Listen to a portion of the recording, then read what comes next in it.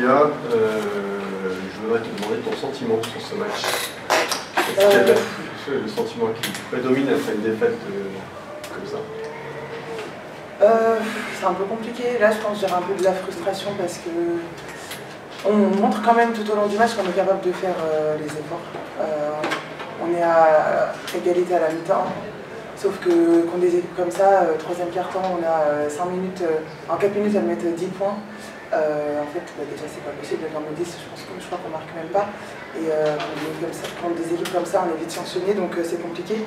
Donc beaucoup de frustration parce qu'on est capable de faire les choses, mais on est assez inconsistant et du coup, quand on fait des erreurs, on les cache.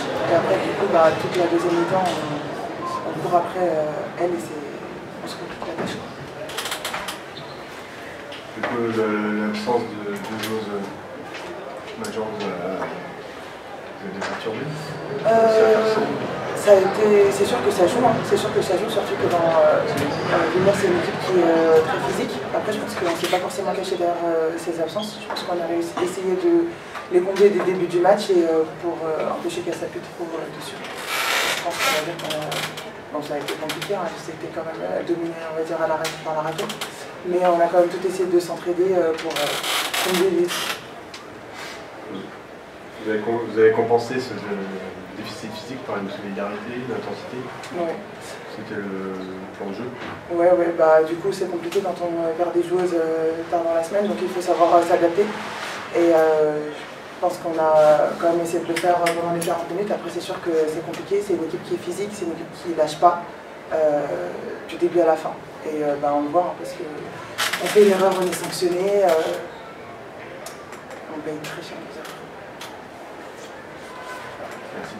Merci. Bon, Wally, est-ce qu'on peut parler d'une défaite honorable? Oui, on peut dire que les défaites honorables.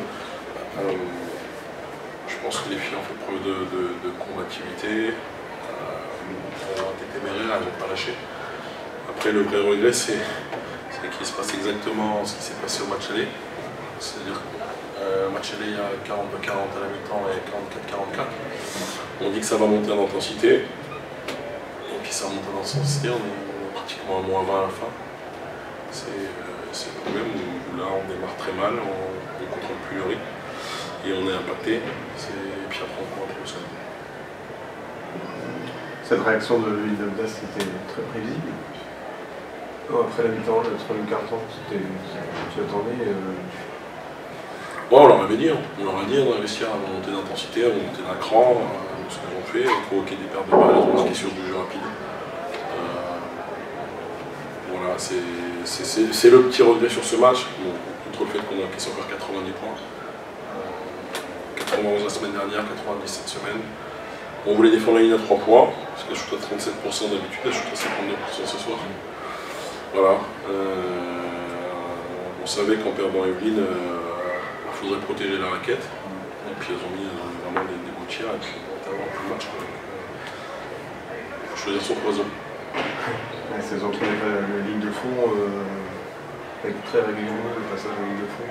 C'était à cause de justement cette absence d'accaparement dans la raquette. Je sais où. Ouais, forcément quand on vient trapper, on est sur des close-out après. Close-out, il y a un retard défensif et sur ce retard défensif, après il faut s'organiser.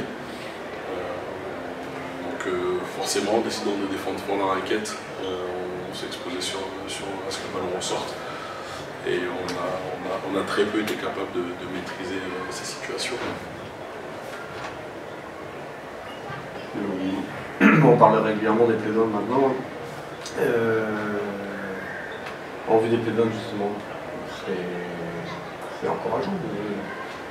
Ouais, je pense qu'il y a beaucoup de positifs sur ce match. Il y a beaucoup de positifs, que ce soit dans le rythme, dans la manière dont on a été capable de se passer la balle, surtout en première mi-temps, dans l'agressivité qu'on a pu développer vers le cercle et notre capacité à ressortir la balle et avoir des actions vraiment où on était sur 3 à 4 temps forts dans l'action, ça c'est vraiment bien. Notre capacité à mettre des points même quand il nous manque des joueuses, parce qu'en fait c'est des situations qui peuvent arriver, hein, qu'il nous manque des joueuses majeures, comme on a joué pour 3 jours. Ça c'est bien, je pense qu'il y a beaucoup de positives à retirer de ce match.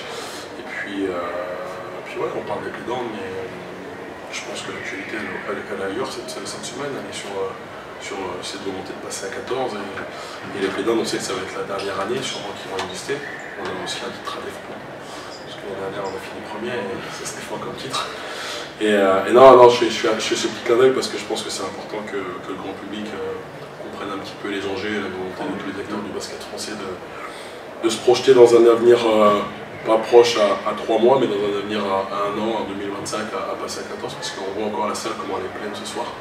On voit cette salle pleine pour recevoir le SBVLM. On est à Landerneau, alors oui c'est au fin fond de la Bretagne, ça peut déranger certains Parisiens, mais on voit que le basket il vit ici et je pense qu'il y a plein d'endroits en France où le basket il pourrait vivre en ligue féminine.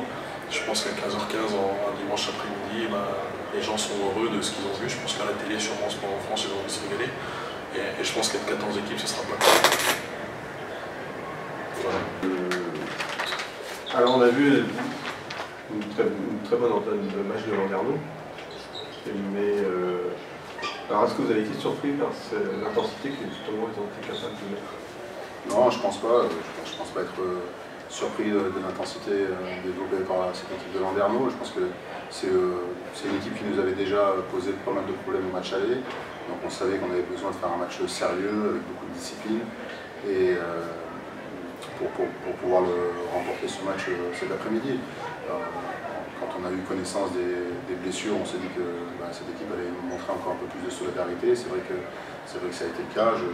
On peut féliciter cette équipe de Landerneau nous avoir proposé un match plus que coriace, même si les choses se sont décantées en deuxième mi-temps. Mais voilà, je ne peux pas dire que j'ai été surpris par le niveau que Landerneau a proposé cet après-midi. Donc est-ce qu'on sait que ça dure jusqu'à la mi-temps et peut-être pas au-delà?